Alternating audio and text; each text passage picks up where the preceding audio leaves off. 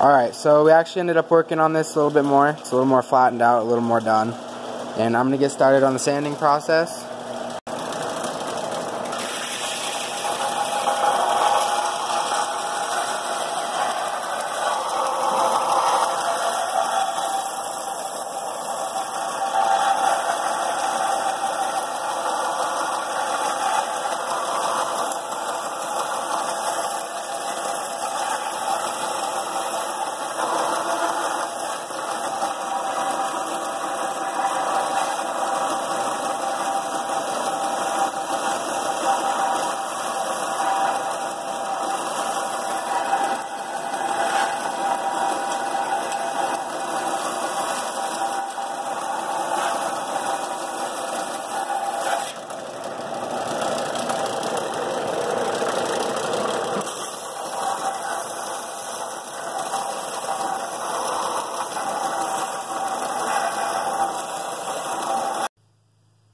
Alright, so to end the video, I'm going to kind of explain our handle concept for what we're going to do with the handle.